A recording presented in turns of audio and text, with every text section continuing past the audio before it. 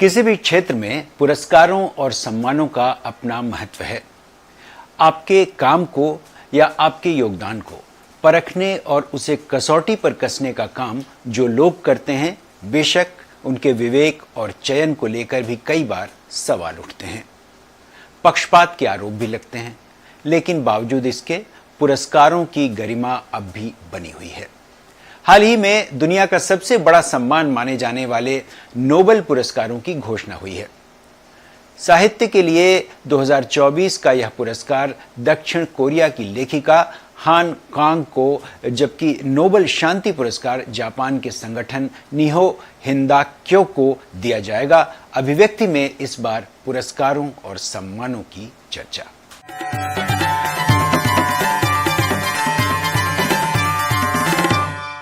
आखिर नोबेल दुनिया का सबसे बड़ा पुरस्कार क्यों है? बौद्धिक उपलब्धि और आम लोगों को फायदा पहुंचाने वाले कामों के लिए दिए जाने वाले इन पुरस्कारों के पीछे की कहानी क्या है? कौन थे अल्फ्रेड नोबेल, और जिन्हें इस बार साहित्य के लिए नोबेल मिल रहा है यानी हान कांग, आखिर वो कौन है?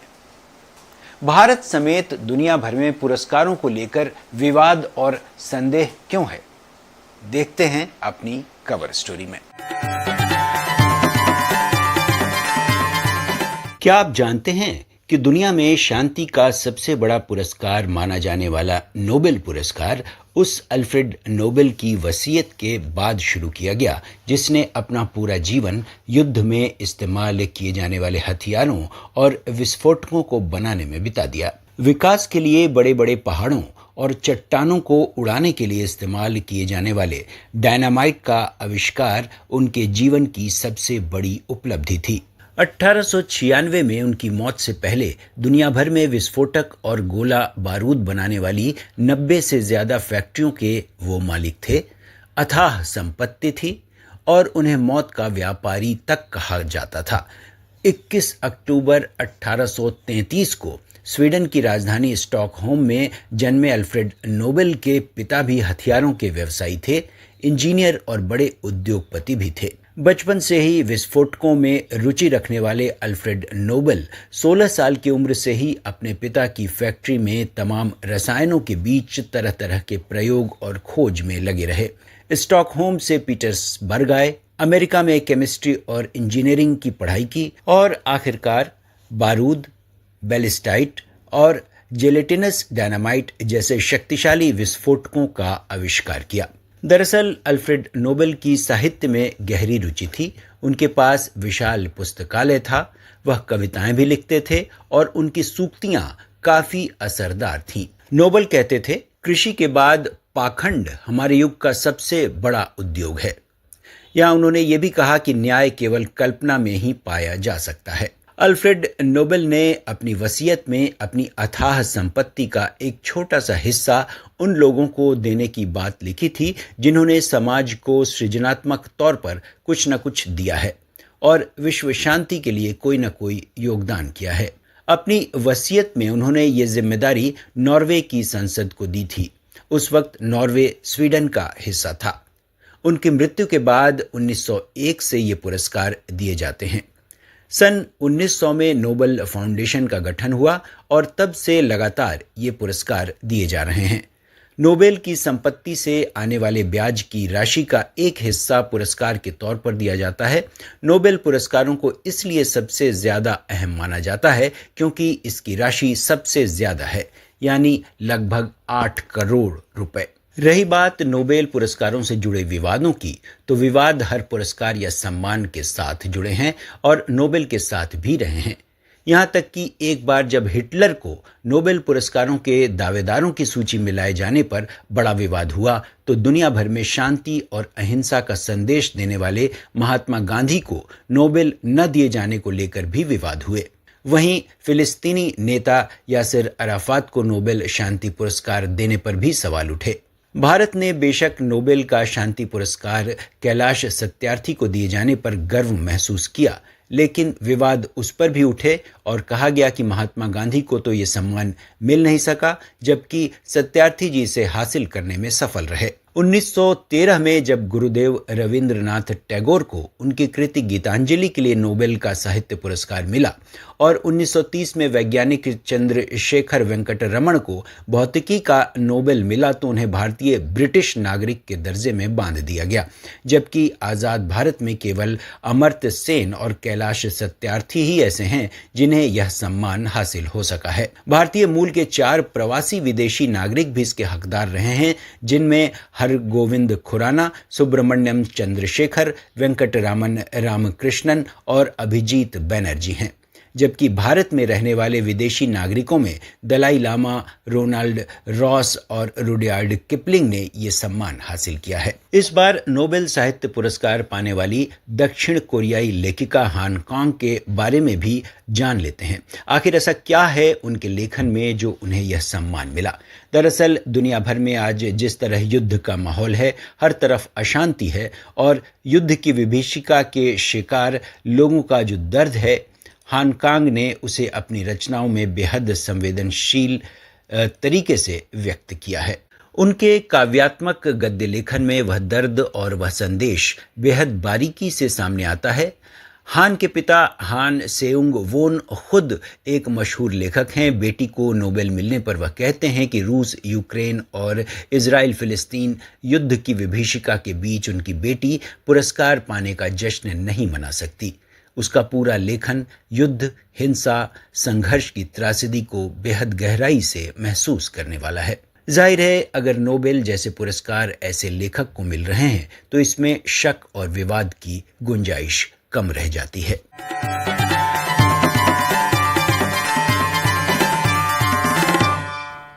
नॉर्वे की राजधानी और जिस ओस्लो शहर में ये सम्मान दिए जाते हैं, उस देश की लोकतांत्रिक व्यवस्था कैसी है? आखिर कैसे वहां का लोकतंत्र भारत से अलग है?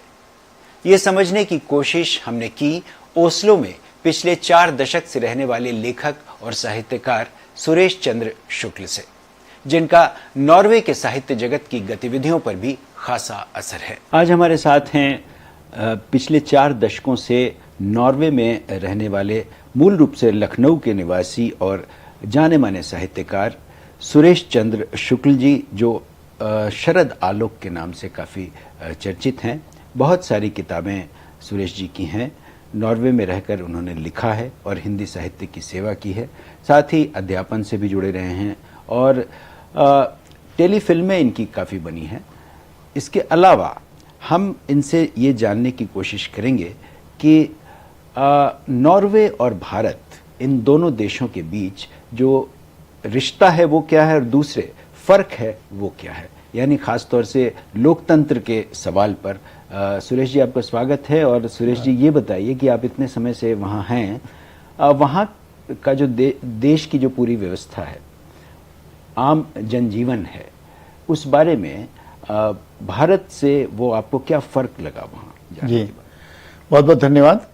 जैसे आपके दर्शकों को बता दूं कि नॉर्वे दुनिया के सबसे उत्तर में बसा हुआ एक छोटा सा देश है। भारत की तरह वहाँ की सीमाओं में भी 3 तरफ समुद्र है और उसकी सीमा जो है स्वीडन, फिनलैंड और उत्तर में थोड़ा सा रूस से जुड़ी हुई है। नॉर्वे और भारत के सांस्कृतिक और राजनीतिक और आर्थिक संबंध बहुत मजबूत हैं। और इसी के साथ एक बात और बता दूं कि जब नॉर्वे की बात कर रहे हैं तो कौन ऐसा व्यक्ति होगा जिसको बड़ा मज़ा ना आए कि आधी रात को भी सूरज निकला हुआ है। तो नॉर्वे जो है, नॉर्वे में 19 जून और 31 जुलाई को उस भाग में, नॉर्वे के उत्तरी भाग में, जहाँ जहाँ उत्तरी ध्रुवीय रेखा होकर जाती है, वहाँ पर सूरज नहीं डूबता। ये कह सकते हैं कि आधी रात को भी सूरज रहता है। प्राकृतिक रूप में नॉर्वे बहुत अच्छा है। जैसे हमारा जो हिमालय बहुत सुंदर है, उसी प्रकार जो मैं ओस्लो में रहता हूँ, तो ओस्लो भी घाटियों और पहाड़ियों में बसा हुआ शहर है। अब आ रहा हूँ जो आपने एक बात पूछी कि लोकतंत्र के बारे में। नॉर्वे में लोकतंत्र जो है बचपन से ही सिखाया जाता है, उसकी घुट्टी पिलाई जाती है, क्योंकि नॉर्वे ने देखा है 4 साल जब हिटलर का साम्राज्य था तो नॉर्वे में भी उसी हिटलरी व्यवस्था हो गई थी। तो उन्होंने देखा, तो नॉर्वे के किंडरगार्टन से जब बच्चा 6 महीने का गार्डन जाना शुरू कर देता है, जिसे हम बालवाड़ी कहते हैं, तो वहाँ से ही लोकतंत्र की शिक्षा शुरू हो जाती है। सभी के लिए एक सा कानून है, और उसमें ये नहीं है कि अगर कोई मिनिस्टर है और वो पहले आया तो पहले आगे बैठ जाएगा, दूसरा नहीं बैठ जाएगा, ऐसा नहीं है। नहीं, जैसे अपने देश में जातिवाद, धर्म, नहीं, वहाँ कुछ नहीं है, बहुत जबरदस्त नहीं है, जातिवाद नहीं है और धर्म नहीं है। और दूसरी बात जो है, नॉर्वे में 23% लोग हैं जिन्होंने रजिस्टर करा रखा है, उनकी कोई धर्म नहीं है।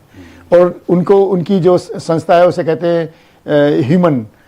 उनकी ह्यूमनिस्ट जो फोरम है वो उनकी संस्था है। क्योंकि नॉर्वे में अगर आप किसी भी धर्म के मानने वाले हैं और आपका मंदिर या मस्जिद या गुरुद्वारा है, तो सरकार उनको सहायता देती है पर सदस्य के नाते।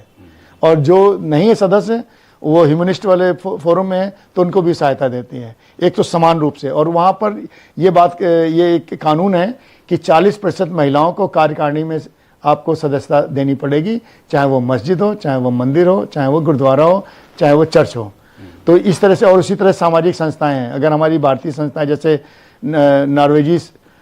भारतीय नॉर्वेजी सूचना एवं सांस्कृतिक फोरम, जिसका मैं आज अध्यक्ष हूँ, तो उस फोरम में भी हमें 40% हमारी भारतीय महिलाएं उसमें हैं।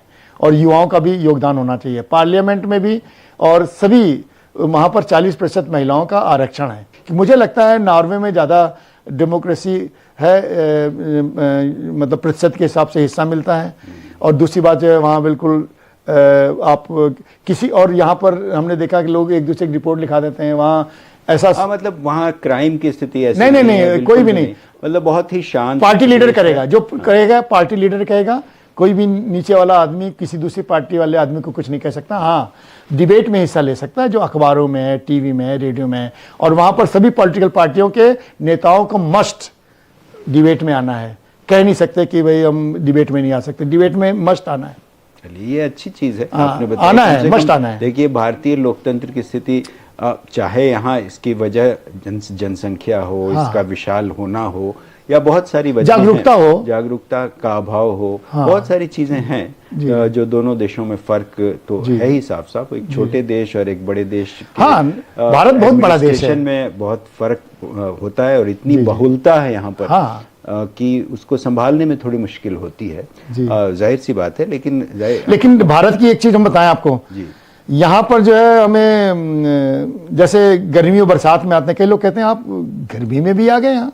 तो हमने कहा भैया अपना देश है, चाहे जाड़ा हो चाहे बरसात हो। तो यहाँ पर जो अपनापन मिलता है वो कहीं और नहीं मिलता। मैं इस बात से आपको कहता हूँ, जैसे कि विदेश में गए, समझ लीजिए विदेश में यंत्रों से काफ़ी आ रही है, पेय बोतल आ रही है, तो 4 पंक्तियाँ मेरी हैं, क्या दे पाएंगे ये अपनापन, ये स्वचालित काफ़ी चाय संयंत्र जो कभी मिलता था माँ बहन बेटी के हाथों, ममता भरी चाहों से एक प्याला चाय का सुंदरपन। तो जो यहाँ मिलता है, हाथ से लोग देते हैं, जो प्यार करते ये अपनापन आपको कहीं और नहीं मिलेगा। ये एक भारतीय हमारी परंपरा अच्छी है, हमारे जिसे कह लीजिए जो बचपन में सीखते हैं, किसी भी रूप में कह लीजिए, तो वो वहाँ नहीं है, वहाँ दूसरी तरह है। चलिए, बहुत शुक्रिया आपका धन्यवाद सुरेश जी, आपने बहुत सारी बातें नॉर्वे की बताई।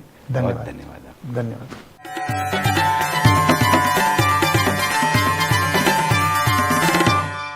बेशक नोबेल की नगरी ओस्लो हमारे भारत से अलग है, लेकिन अपने देश में भी ज्ञानपीठ, साहित्य अकादमी, सरस्वती, व्यास से लेकर तमाम ऐसे सम्मान हैं जिन्हें हासिल करना लेखकों के लिए गौरव की बात होती है। साथ ही कई संस्थाएं, संगठन और बड़े संस्थान भी पुरस्कार देते हैं, लेकिन यहाँ पुरस्कारों को लेकर कम राजनीति नहीं होती। कुछ प्रतिष्ठित पुरस्कारों को छोड़ दें तो ज्यादातर कहीं ना कहीं किसी आपसी नफा नुकसान के गणित में बंधे होते हैं।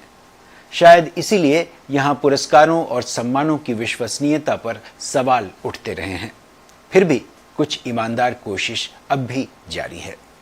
हाल ही में श्रीलाल शुक्ल स्मृति इफ्को साहित्य पुरस्कार पाने वाले साहित्यकार चंद्रकिशोर जायसवाल ने जब ये कहा कि वो भी यही मानते रहे हैं कि पुरस्कार और सम्मान बिना किसी जुगाड़ के नहीं मिलते, लेकिन उन्हें खुद आश्चर्य हुआ कि दिल्ली के मठाधीशों के बीच उन्हें कैसे यह सम्मान मिल गया।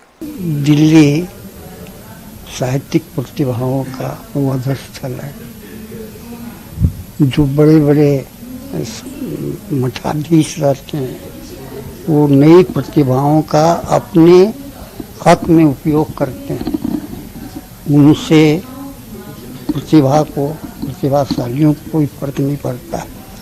मैं उनको यही राय दूंगा कि वो क्लासिक्स पढ़ें, वर्ल्ड क्लासिक्स पढ़ें, और यह मान कर चलें कि उनके पास जो प्रतिभा है वो किसी समीक्षक की प्रतिभा से बेहतर है। ये बिल्कुल मानिए। हम लोग के यहाँ खासकर जो ग्रामीण मानसिकता वाले लोग हैं वो डरे हुए रहते हैं, शहर से डर जाते हैं, शहर के बड़े बड़े नारों से डर जाते हैं। जो उनकी अपनी प्रतिभा है उसको भी वो प्रकाशित नहीं कर पाते हैं।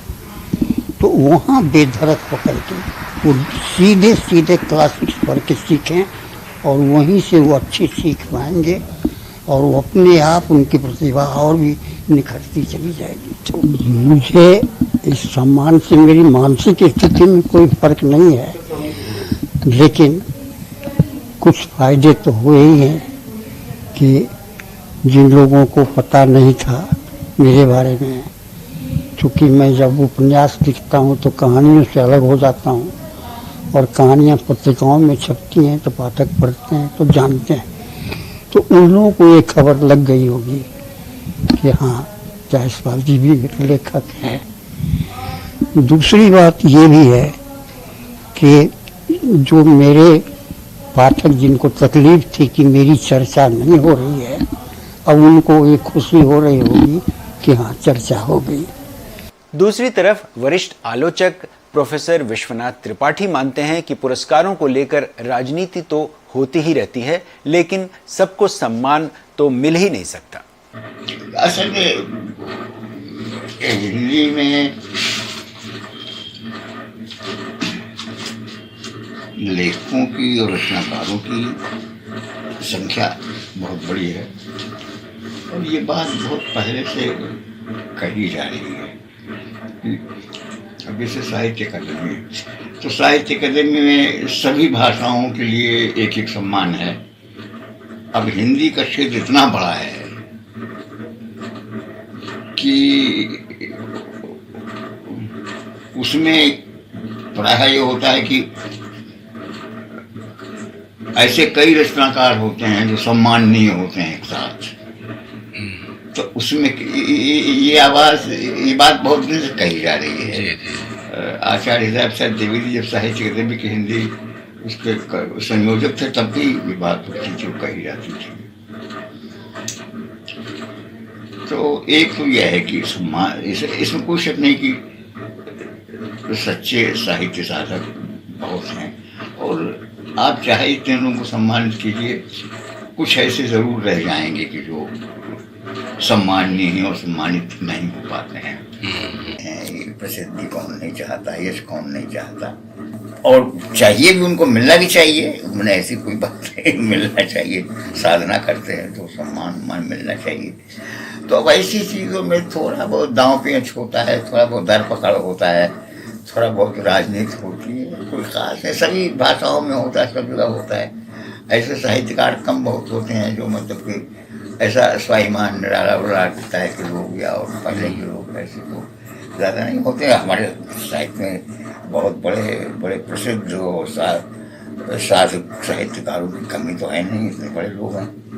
तो जो कि ऐसे लोग हैं जिनको बहुत कम सम्मान मिला है, जितना मिलना चाहिए उससे बहुत कम मिला है। तो ऐसे भी बहुत हैं जिनको उतना नहीं मिलना चाहिए जितना मिल गया है।